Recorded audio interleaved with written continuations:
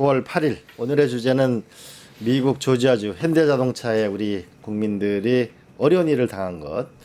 또 하나는 지난 금요일 날 정부 부처 네. 개편 발표가 있었고요. 또 하나는 우리가 일자리 문제가 중요한데 하나는 근로 연수는 늘어나고 채용은 줄었다. 이것이 무슨 얘기냐. 또 하나는 슬픈 얘기인데 남녀의 임금 격차는 계속 슬픈 얘기가 아니고 즐거운 얘기인데요. 남녀의 임금 격차는 계속 줄어들고 있다. 이런 걸로 한번 네. 소식을 주말 사이에 많은 일이 있었는데 조지아주에서 네. 어떤 일이 네. 있었나요? 네. 방금 박지원 의원님 말씀하신 것처럼 정말 모욕적인 상황이었습니다. 그 한국에서 일하러 간 사람들, 심지어 불법 체류자도 아니고요. 이 취업 비자가 잘 안 나와서 임시 방편으로 방문 비자를 끊어서 간 건데 비자 기한도 남아 있고요. 그런데 이걸 체류 목적이 맞지 않았다는 이유로 장갑차와 헬기까지 동원해가지고 이 쇠사슬을 채워가지고 영상을 찍어서 공개를 했죠. 굉장히 모욕적인 상황이고 이걸 무슨 남미의 무슨 과테말라나 모른 그 변방 국가들 취급을 한 거죠. 한국은 강력한 동맹 국가고 또 심지어 미국이 요청해서 바이든 정부 때부터 미국 요청해서 한국 공장을 지금 미국으로 옮기고 있는 상황 아니겠습니까? 예. 그런데 한국 노동자들이 이런 취급을 받아야 되나라는 굉장히 충격적인 상황이었고요. 주말 내내 보시면 미국의 뉴욕타임즈나 뭐 영국의 BBC도 그렇고 다 이게 거의 일면에 지금 톱 기사로 좀 아직까지 올라 있습니다. 그 기사 중에 상당 부분 포인트는 이 코리아, 한국이라는 단어가 굉장히 중요하게 등장하는데 이게 다른 나라들이 아니고 한국을 이런 취급을 하다니라는 건 지금 이제 한국도 그렇고 일본도 지금 초긴장 상태고요. 도대체 미국이 어떻게 돌아가나 이 선진국끼리 그리고 이 불법 체류도 아닌데 불법 체류자 취급을 한 거죠. 굉장히 충격적인 상황이었습니다. 이 공장은 현대차와 LG 에너지 솔루션이 합작해서 운영하는 배터리 공장이고요. 475명을 체포했는데 대부분 한국인이었습니다.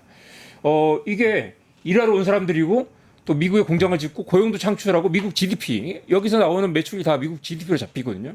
그런데 이런 공장을 갑자기 이렇게 급습을 하다니. 그런데 또 놀라운 건 도널드 트럼프 미국 대통령이 그들은 불법 체류자며 이 이민국은 단지 그 일을 하고 있을 뿐이다라고 이야기했어요. 그러니까 이게 뭐 물론 뒤늦게 나중에 다시 해명을 하긴 했지만 트럼프가 이걸 알고 있었던 데다가 익스큐즈하고 있었다는 거죠. 그래서 이것도 충격적이고요. 악시오스 미국의 이제 인터넷 신문인데요. 한국 국민들이 불법 체류가 아니라 단기 사업 비자 또는 이스타라고 하죠. 여행 허가를 받아서 일하고 있었다라고 얘기했고 워싱턴 포스트도 현대와 LG가 한국 정부에 약속한 $3,500 투자에 주도적인 역할을 할 텐데 굉장히 우려를 불러일으킨다. 그러니까 미국 언론들도 이건 좀 아니다 싶어서 계속 굉장히 우려스러운 그런 보도를 내보내고 있습니다. 아니 미국에 이게 지금 공장 지어달라고 그래서 우리가 100조 그러니까요. 이상 지금 투자를 하고 있는데 네. 비자를 제대로 받지 않았다던 이 미국이 이렇게 할 수 있는 건가요? 그러니까 비자를 관광 비자 와가지고 잠적해가지고 불법 체류를 한 것도 아니고 비자 유효 기간 안에 지금 가서 이게 이 맥락을 보면 여러 가지 있습니다. 비자 한번 이 그림 한번 보여주시죠. 미국 비자 이제 비移民비자들이 있는데 사실 이제 미국 공장을 지으면 사람이 필요할 거 아니겠어요? 그렇죠. 특히 반도체 공장 같은 경우는 우리 많이 하죠. 수율이라고 하죠. 얼마나 이제 효율 높여서 많이 뽑아내느냐가 중요한데 이게 숙련자가 아니면 수율이 떨어진다고 그래요. 특히 또 공장 라인을 짓는데 한국에 해본 사람들 데려가야 되지 않겠습니까? 그런데 이 비자들이 쭉 있죠. 지금 필요한 비자는 임시근로자 비자, H1B 비자가 필요한데 전문직 비자가 필요한데 이게 1년에 85,000개밖에 안 나오고요. 미국 전체 85,000개밖에 안 나오고 한국이 받을 수 있는 비자가 2,000개밖에 안 된다고 그래요. 그러면 이게 한국 사람들 신청해서 받을 수 있는 비율이 10%도 채 안 돼서 신청은 많이 하는데 거의 그 로또처럼이라고 하거든요. 신청하는데 뭐 거의 발급이 안 돼서 그러면 당장 미국에서 일을 해야 되는데 공장을 지어야 되는데 현대차 공장이 사람이 예를 들면 뭐 500명이 필요한데 비자가 안 나와요. 그러면 공장을 못 굴리지 않겠습니까? 네. 그런데다 또 이 조지아주나 이런 데가 또 약간 이제 그 러스트벨트라고 하잖아요. 이 노동자들이 이 슈퍼볼 시즌이 되면 갑자기 회사를 안 나온다는 거예요. 그만큼 미국 사람들이 이렇게 회사에 대한 그 충성도가 좀 낮아서 일하기가 너무 힘들다. 근데 한국 사람들이 일 잘하잖아요. 그러니까 이제 한국에 있는 공장 노동자들을 미국 불러가지고 이 미국 부르면 얼마나 항공권이라든가 비용이 많이 들겠습니까? 그런데도 한국 노동자를 쓰는 게 훨씬 더 효율적이기 때문에 이 사람들 불러오는데 보시다시피 비자가 없기 때문에 뭘로 하겠습니까? 왠지 E1 비자나 E2 비자는 정말 안 나오고요. 그다음에 이 H 비자는 대기업 정규직인 경우 어렵게 나오는데 지금 이 노동자들은 또 현대차나 LG의 하청 기업들이 대부분 하청 기업 소속으로 돼 있어요. 그렇기 때문에 그죠? 더 안 나와요. 그러면 J도 안 되고 L도 안 되고 밑에 보시면 이제 다 안 되니까 이 방문 비자를 끊는 거예요. B1, B2는 이제 방문 비자인데 그러면 이제 일하러 왔다. 그래서 석 달, 6달 정도 끊는데 이걸 끊고 와서 일을 하니까 문제다. 또 이제 이것도 안 나오면 이스타라고 해서 이제 여행 비자를 끊어가지고 급하게 볼려만 보고 석 달 뒤에 왔다 다시 들어가는 걸 하는데 이거 문제는 미국이 비자를 안 줬기 때문이죠. 아까 박지원 의원님도 말씀하시던데 이게 한국만 이런 게 아니라 일본이나 호주는 따로 이 비자 전문 티오를 줬다는 거 아닙니까? 국적 비자를 주거든요. 네. 그런데 한국은 안 주기 때문에 이걸 하고 또 한국에 이제 계속해서 미국 상무나 하원에 지금 이제 이익단체 압력을 넣어서 이 한국 비자법을 통과시키려고 하는데 이게 통과가 안 되고 있는 상태예요. 그러면 이게 미국이 요청해서 바이든 요청하고 트럼프 요청해서 가서 공장을 짓고 있는데 니네가 비자를 안 줘서 지금 임시 방편을 하고 있는데 이걸 불법 체류 몰다니라고 강력하게 지금 항의를 해야 되는 상황이고 항의를 했죠. 그래가지고 지금 이제 이 자발적 출국으로 하고 자발적 출국하면 이게 이제 불이익을 당하지 않고 언제든지 다시 미국에 다시 갈 수 있습니다. 그리고 이제 이재명 대통령이 지금 전 세계를 보내서 실어 오겠다고 했죠. 이 도대체 미국이 왜 이러는 거예요? 그러니까요.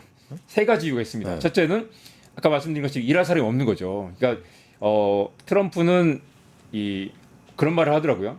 돈만 오고 사람 안 와도 된다. 돈만 오고 사람은 안 와도 된다. 그러니까 한국이 돈만 내고 사람은 미국에서 채용하라고 하는데 앞서 말씀드린 것처럼 미국 사람들이 우리 알겠지만 이 아시아 사람들의 숙련도와 근면성을 미국이 따라가지 못하는 거예요. 그래서 미국이 제조업을 쇠퇴한 이유가 있겠죠. 그런데 그러니까 한국 기업들은 한국인 노동자를 데려다 쓰려고 하는데 그리고 아니면 최소한 공장이 세팅될 때까지만이라도 한국인 노동자가 필요한데 미국인 노동자들은 너무 일을 못 한다는 거예요. 그리고 이 사람들이 또 약간 일하다 힘들면 회사를 때려치고 우버 기사를 하는 거예요. 우버 기사를 하면 돈을 많이 벌 수 있으니까. 이런 건 없나요? 네. 조지아주라는 게 결국 이제 과거에 바이든 대통령의 주로 치적이었잖아요. 네, 혹시 네. 그쪽을 뭔가 선거를 앞두고 공략하려고 그런 의도는 없는 거예요? 당연히 맞습니다. 그리고 이제 지금 정치적 목적도 있는데 아마 어제 기사 보시면 아시겠지만 이번에 제보자가 토리 브레넘이라고 공화당원이고 내년에 이제 공화당 의원에 출마하려는 정치 지망생이에요. 내년에 출마하려고 하는 사람이요? 심지어 해병대 출신이고 총기 교관입니다. 그러니까 총기 허용해야 한다고 주장하는 굉장히 이제 일마 마가 신봉자인 거죠. 그래서 이제 강력한 트럼프 지지자인데 이 사람이 이제 롤링스톤하고도 인터뷰를 하고 어제 연합뉴스와도 인터뷰를 했는데 나는 불법 체류자를 추방하려고 트럼프를 투표했다. 트럼프에게. 그런데 지금 내가 원했던 일이 벌어지고 있다. 뭐냐면 현대차가 와가지고 정작 우리 미국인들을 고용하지 않고 한국인들을 데려다 쓰고 있다라고 이 사람이 찔러가지고 이민국에 와서 지금 체포를 한 거죠. 그리고 그걸 아마 트럼프는 알고 있었을 가능성이 큽니다. 그러니까 이거는 지금 이제 굉장히 한국이 불리한 상황인데 오히려 이재명 대통령이 강력하게 미국에 어필할 수 있는 상황인 거죠. 니네가 원해서 지금 가서 일을 하고 있는데 어떻게 우리한테 이럴 수 있느냐. 이러면 공장을 다 빼거나 아니면 3,500달러 투자하는 거 투자 안 할 수 있다라고 사실 지금 블러핑을 한번 쳐야 될 타이밍인 것 같습니다. 지금 우리나라 국민들이나 기업들은 오히려 이러면 미국이 리스크가 되는 거 아니냐 이렇게 생각하지 않겠어요? 지금 이제 우리가 불리한 상황. 그렇죠. 그렇죠. 그리고 지금 이제 두 가지가 또 얽혀 있는데요. 지금 이제 관세 협상을 성공적으로 하지 않았습니까? 근데 문제는 관세 협상을 지금 25까지 올라갔다가 지금 15로 낮췄는데 금요일에 일본은 사인을 했어요. 사인을 해서 일본은 지금 15위인데 한국은 얼마입니까 지금? 25%. 지금 25위입니다. 왜냐하면 사인 안 했기 때문에. 그래서 사실 지금 아반떼가 지금 20만 원 정도 싼데 지금 이게 관세가 25% 물리기 때문에 지금 200만 원 정도 더 비싼 상황에 팔려야 한다는 거예요. 일본 차보다. 지금 사인을 왜 안 하고 있느냐? 지금 트럼프가 이걸 가지고 또 한번 어깃장을 놓고 있는 거죠. 지금 그래서 이제 지금 현대차와 기아가 날마다 지금 손실을 보고 있고요. 수억 달러 손실을 날 거다라는 이야기가 나오고 있습니다. 그러면 빨리 트럼프 사인을 해야 될 텐데 한국 정부한테 계속 지금 어깃장을 놓으면서 따로 뭔가를 더 사이드로 끌어내려고 하고 있고 또 하나 포인트는 지금 일본이 5,500달러 투자하기로 했잖아요. 한국은 3,500달러인데 일본은 지금 그 코가 꿰인 상태입니다. 뭐냐면 5,500달러를 트럼프가 원하는 데다가 투자를 해라라고 말도 안 되는 조건이잖아요. 그 5,500달러 구체적인 조건이 어떻게 되죠? 그러니까 첨단 산업에 투자할 건데 투자 대상은 내가 정하고 이익은 미국이 나눠 갖는다. 대부분 갖는 90% 갖는다라는 건데. 처음에는 네. 그 저기 나눠 갔다가 네. 다 그 이익이 나면 그 다음엔 미국이 갖는다 이렇게 네, 됐다는 맞습니다. 거죠. 맞습니다. 네. 근데 우리 이제 김영범 청와대 정책실장은 그때 브리핑하기로는 그런 일이 있을 수가 없다. 국제사회에 당연히 이거는 우리가 이제 론이나 론이나 이 매칭 펀드나 다른 형태로 투자 펀드로 갈 거지. 한국 정부가 이걸 500조 원을 한꺼번에 돈을 넣지는 않을 거다. 걱정하지 마시라고 이야기했는데 일본은 이걸 뭐가 코가 꼈는지 사인을 한 거예요. 왜 사인을 했을까요? 그래서 지금 이시바 시게루 총리가 또 사임도 하지 않았겠습니까? 이시바 시게루 총리가 사임한 거는 이거와 관련이 없을까요? 관련이 물론 일본 내 정치 문제도 있지만 이거 굴욕적 협상을 했다는 비난에 시달리고 있습니다. 거기에 비하면 한국은 협상을 잘했다고 하지만 지금 지난 또 2주 사이에 또 바뀌어서 일본이 사인했으니까 한국도 사인하라고 압력이 있는 거고요. 지금 두 가지 걸려 있죠. 자동차 관세 25에서 15로 낮추는 거. 그다음 두 번째는 3,500달러 투자를 일본처럼 그냥 굴욕적으로 일단 무조건 사인하라라는 두 가지가 있고 그 지금 블러핑 카드로 한국 그 노동자들을 지금 300명 이상을 잡아거두고 있는 거 아니겠습니까? 물론 이거는 이제 한국 정부 어필해 가지고 풀려나겠지만 굉장히 미국 정부가 이걸 말도 안 되는 조건으로 지금 한국 정부를 압박을 하고 있는 상황이죠. 이걸 어떻게 우리가 극복해야 될까요? 일단은 데려와야 되고요. 그리고 사실 매우 어려운 상황이긴 합니다. 그렇지만 일본과 달리 한국은 또 일단 마스가 프로젝트에 있죠. 우리가 이내 망해가는 조선 산업을 키울 거고, 그리고 일본은 없는 또 우리 반도체 있지 않겠습니까? 반도체와 조선은 미국이 굉장히 또 유치하려고 하는 사업이기 때문에 사실은 이번에 그 이재명 대통령 가서 굉장히 협상을 잘했잖아요. 그렇죠. 사실 당당하게, 그리고 트럼프는 이렇게 굴욕적일 필요는 없지만 트럼프의 요구 조건을 맞춰주면서 당신과 우리의 공동 이해관계가 있다. 사실 일본은 그걸 만들지 못했던 것 같아요. 우리는 동북아시아 중국과의 관계에서 이번에 또 전승절 이슈도 있었지만 방금 전에 박지원 의원님 얘기했죠.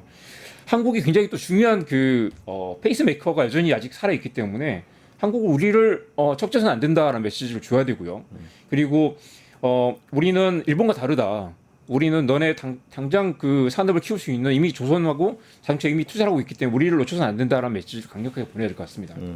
어쨌든 좀 더 우리가 한국 정부도 좀 분명하게 대응을 해야 될 거고, 투자를 하면은 투자를 하는데 사람이 필요한 거고, 그리고 비자를 내놔야 되는 거고, 그 비자 부분도 호주하고 일본을 풀었으면, 특히 호주를 풀었으면 한국도 동일하게 해줘야 되는 거죠. 맞습니다. 그래서 오늘 마침 트럼프가 또 트루스 소셜에 또 이렇게 급 또 그 분위기가 반전돼서 우리는 한국과 매우 좋은 관계를 갖고 있다. 그림 한번 보여주세요. 매우 좋은 관계를 갖고 있다 이렇게 올렸어요. 그러면서 이제 잘 풀어보겠다. 한국이 정확히 비자 얘기하지 않았지만 한국이 원하는 비자를 받게 될 거다라는 비슷한 뉘앙스 이야기를 했는데 이것 때문에 아마 잘 풀리게 될 것 같습니다. 우리가 모두 함께 노력했으면 네네. 좋겠습니다. 두 번째 소식은 지난주 금요일 날 우리 정부 조직 개편안이 나왔는데요. 그 네. 내용이 어떤 내용인가요? 이거 빠르게 볼까요?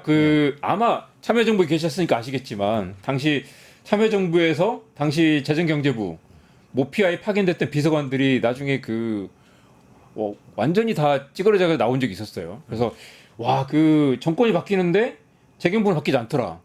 왜 모피아는 수십 년 동안 똑같은 자리에서 똑같은 자기네 그 정책을 쥐락펴락 하는가. 그리고 정권이 바뀌어도 이 청와대에서 대통령실에 파견 나온 비서관들이 이걸 재경부 휘어잡지 못하더라라는 얘기 있었죠. 그리고 이재명 대통령은 이 후보 시절부터 모피아로 손봐야 된다는 이야기를 여러 번 하셨고요. 그래서 지금 나온 게 이 그림입니다. 그림 한번 보여주십시오.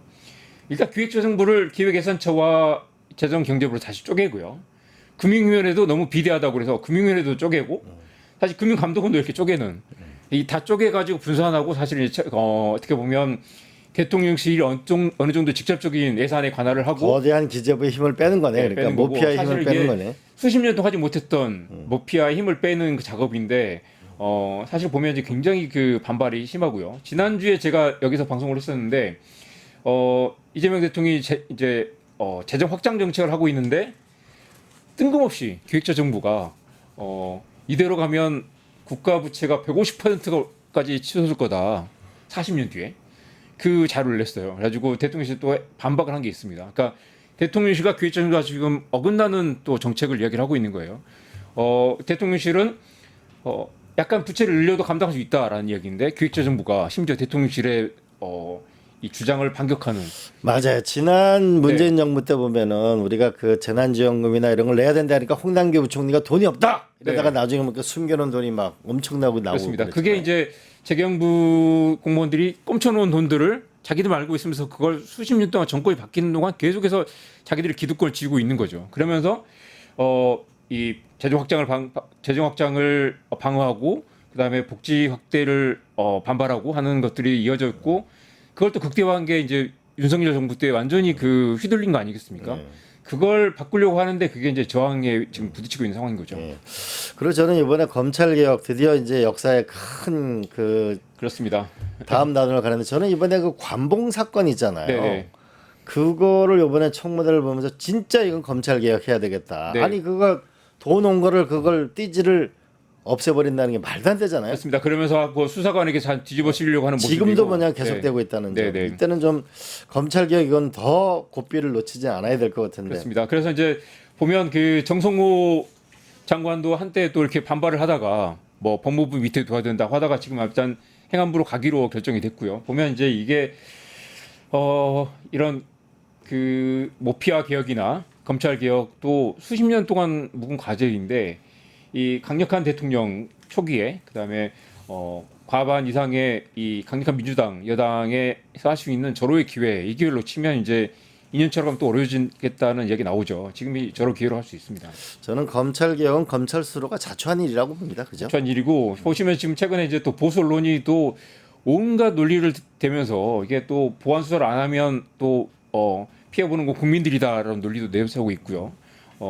검찰 개혁에 대한 반발이 또 거세게 또 일어나고 있는 상황입니다. 그러니까 강력한 또 이렇게 의지가 필요하겠죠. 정권 초창기 힘이 있을 때 결국 검찰 개혁을 마무리를 져야 되겠다. 그죠? 네. 또 재밌는 거는 방통위를 보게 되면은 이게 어떻게 되나 이렇게 되면 이게 또 이제 이진석 쫓아내는 법이다라고 이제 국민의힘에서 반발하고 있는데 지난번에 최민희 의원이 절대 그런 거 아니다. 이 사실 우리가 지난 몇 년 동안 봤다시피 방통위라는 건 5명 상임위원회 합의제 시스템 아닙니까? 이게 독임제 합의제라고 하죠. 독임제는 장관이 지시를 내려서 끌고 가는 거고 합의제라는 건 최소한 이건 그 정권이 마음대로 할 수 없는 거기 때문에 여야가 이 추천한 위원들이 토론을 해서 합의해서 나가는 시스템인데 윤석열 정부에서는 야당 추천인을 받지 않고 나중에 여당 추천인 2명만 남겨가지고 자기들이 그냥 땅땅 두들겨 끝냈다는 거죠. 마지막 남아있는 지금 5명 위원 중에 1명 남아있는데 그 사람이 이준숙입니다. 그리고 더 이상 이제 그 위원을 임명하지도 못하고 위원이 1명 있으면 아예 의결이 안 되거든요. 방통위가 지금 멈춰 있는 게 벌써 2, 3년이 돼가고 있는데 이걸 바로잡기 위해서 이제는 이제 합의제 시스템을 좀 강화하는 방송 미디어 통신위원회를 만든다. 근데 이걸 만들면 바로 이준숙은 자동으로 면직되는 상황입니다. 자동으로 면직이 빨리 됐으면 좋겠습니다. 네. 기후에너지부도 신설한다는 그렇습니다. 얘기예요. 이건 이제 또 산업통상자원부 에너지 정책을 환경부에 넘겨오고 원전과 자원부는 산업부에 남겨두는 그런 그림인데 원래는 이제 환경부 확대 개편에서 이 통합적인 기후 에너지 정책을 수립한다는 취지였는데 아마 이재명 대통령은 또 이제 에너지 고속도로라든가 이걸 좀 기후 에너지를 당초 계획과 달리 좀 더 에너지 중심에 그리고 이제 AI 육성해야 되기 때문에 기후 에너지 쪽에서 에너지 쪽이 좀 방점이 찍혀 있는 게 아닌가 그런 관측이 있습니다. 저는 이번에 좀 더 합리적인 결정이 있었는데 뭐냐면 네. 에너지 정책은 환경부로 넘기고 원전 수출과 자원 부분은 산업부에 남겨놓은 거는 네. 원전 수출 부분도 유효하게 우리 하겠다는 정책으로 볼 수 있나요? 그렇습니다. 여전히 그 원전이 기후 에너지의 굉장히 중요한 부분인데 사실 원전 없이 AI를 갈 수 있느냐 이런 이제 그 굉장히 오래된 논쟁의 영역입니다. 결국은 AI는 그 전기와 뗄 수가 없으니까 그죠? 네. 그다음에 또 재밌는 건 노동시장에서 우리가 점점 더 맞습니다. 근무 기간은 많아지는데 네, 우리 그 제가 이제 재미있는 데이터들을 못 뽑아왔는데 한번 그 그림을 쭉 보면서 얘기하시죠. 보시면 이제 이 그림 한번 봐주세요. 이 한국의 대기업 노동자들이 13% 정도밖에 안 됩니다. 보시면 이제 그림 보세요. 맨 파란 부분과 녹색이 대기업 정규직 비정규직이고요. 나머지 이제 중소기업 정규직 36%가 중소기업 비정규직입니다. 그만큼 한국이 이제 그 비정규직 중소기업 비중이 높고요. 보시면 이제 취업자 분포도 보면 이거 나이 분포인데요. 보시면 이제 맨 밑에 파란색 20대 미만인데 20대 미만이 37만 명까지 376만 명까지 줄어서 전문 노동자가 계속 줄고 이 60세 이상 노동자를 계속 늘어나는 상황입니다. 계속 이제 인구가 고령화되고 있고 방금 이제 말씀하신 것처럼 신규 채용은 줄어들고 50대 60대 이상 노동자들이 늘어나는 이 노동 현장이 이제 나이가 드는 그런 구조로 가고 있습니다. 이 그림 보시면 이 그림이 적나라하게 보이죠. 이 빨간색 옅은 빨간색이 50대 노동자고요. 맨 오른쪽에 짙은 빨간색이 60대 노동자인데 파란색이 이제 20대 노동자죠. 이 젊은이들의 일자리가 늘어야 되는데 그죠? 계속 이게 이제 더 뭐 추세적으로 이렇게 젊은이들 노동자를 줄어들고 있고요. 또 이제 비정규직 또 특히 여기 아까 보시면 이제 맨 밑에 보시면 이제 남성 비정규직, 여성 비정규직 비율이 굉장히 높아지고 있고요. 이 보시면 이게 전체 노동자 비율인데 빨간색이 비정규직, 파란색이 정규직입니다. 점점 늘어나고 있네 비정. 이 그림을 보시죠. 구인 배수인데 구인 배수는 이제 노동자 한 명당 일자리를 얼마나 내느냐인데 보시면 이게 작년 말에 0.29까지 떨어져 있어요. 그러면 노동자 10명 중에 일자리는 3개밖에 안 된다. 지금 이재명 정부에서 약간 올라가서 0.4까지 올라왔습니다. 조금 더 올해 들어서는 조금 일자리가 좀 늘어나고 있는 상황인데요. 정규직과 비정규직 시간당 임금을 보면 비정규직은 18,000원이고요. 정규직은 27,000원 정도. 그러니까 거의 10,000원 정도 차이가 나는 거죠. 이런 것도 있습니다. 그리고 이제 남녀 이 공시 대상 기업들을 본 건데요. 남녀 격차가 아까 좀 줄었다가 하시죠. 줄었다가 이제 격차가 더 벌어지고 있는. 작년에 조금 더 늘어났습니다. 슬퍼지고 네네. 있는 거네요. 그러니까 줄었다 공시 대상이면 이제 늘어지는 대기업들인데 상장 기업들이 대부분인데 공시 대상 기업의 남성 정규직들이 연봉이 한 9,700 정도 되면 여성은 6,700 정도밖에 되죠. 물론 이게 이제 근속 연수가 짧게 나오고 육아나 이제 출산 때문에 일을 빨리 그만두는 경우가 많기 때문에 여성들이 기본적으로 이제 그 재직 기간이 짧기 때문에 나타나는 문제도 있습니다만 근본적으로 이게 이제 OECD 남녀 성별 인구 격차를 보면 27년 동안 한국이 OECD 압도적인 1위입니다. 이런 것들도 사실 이제 개편을 고쳐야 될 텐데 이게 이제 여성의 임금 올리는 것도 중요하지만 여성의 이 고용 기간 더 오래 일하게 만드는 게 중요한데 이게 이제 결국 출산과 육아의 어려움 때문에 일을 빨리 그만두기 때문에 생기는 문제죠. 세계적인 경제 기구가 한국에 가장 우리가 주요하게 고쳐야 될 것이 여성의 노동력을 늘려야 되고 임금 격차도 줄여야 되고. 마지막 이 말씀을 드리겠습니다. 지금 이제 인구 고령화 문제로 하지만 이걸 해결하려면 일할 사람이 줄어들잖아요. 두 가지 방법은 여성을 더 오래 일하게 하는 것. 아까 보셨다시피 노인들을 더 오래 일하게 만드는 것만으로도 이 인구 감소의 문제를 상당 부분 해결할 수 있다고 하죠. 네. 오늘 9월 8일 이광재의 끝내주는 경제는 오늘 제가 드는 생각은 조지아주 한국인의 체포를 보면서 매우 가슴 아픈 오늘의 현실을 마주하게 됩니다. 노무현 대통령께서 이렇게 말씀하셨습니다. 미국 없이 살 수 없어요? 살 수 있나요? 그렇게 미국과 잘 지내야 된다는 참모들의 건의를 받고 나서 이런 말씀을 하셨어요. 그럼 미국 하자는 대로 하면 우리가 살 수 있나요? 그 근본적인 문제 제기가 한미 FTA까지 이어지게 됐습니다. 우리는 과연 미국을 얼마나 알고 있는 것일까요? 우리가 중국의 왕이 외교부장은 2013년부터 지금 무려 12년 동안 외교부장을 하고 있습니다. 미국의 외교부 장관이 누군지는 압니다. 그러나 우리 한국의 외교부 장관을 우리 국민들이 누군지 알 수 있을까요? 너무 재직 기간이 짧은 것이죠. 또 한편으로는 시진핑 주석의 실각설, 이것이 사실이 아니라는 것도 우리는 알게 됐죠. 잘못된 거짓 뉴스를 우리가 사라져야 합니다. 그래서 미국, 중국을 속속들이 알아야 우리의 미래를 개척해 나갈 수 있습니다. 또 더 나아가서 미국 대사의 평균 임기가 2년이 조금 넘습니다. 다른 나라는 4년, 5년, 심지어는 8년까지 하는 미국 대사 임기를 하는 그 나라들을 본받아야 될 때라고 생각합니다. 우리 점점 더 미국, 중국의 기술 패권 전쟁의 파고는 높아질 것입니다. 우리는 이때 더 정확한 정보를 갖는 것, 그리고 각 나라 대사들을 더 오래 근무하게 되고 정확한 정보로 이 위기를 넘어가야 되겠습니다. 분명한 것은 우리들의 실천과 의지에 달려 있다고 봅니다. 우리 이정환 선생님 오늘 슬로우 뉴스 고맙습니다. 네, 감사합니다. 네. 유튜브 구독하고 실시간 채팅과 댓글을 남기시면 매일매일 7,000TTCO를 드립니다. 참여 방법은 통통물 어플을 다운로드하고 회원가입과 로그인을 해주세요. 마이페이지에서 나의 회원 고유 번호를 복사해주세요. 유튜브 구독 후 실시간 채팅이나 댓글창에 고유 번호를 한 번만 입력하면 준비 끝! 지금 유튜브 채팅과 댓글 쓰기 참여하고 7,000TTCO 받아가세요.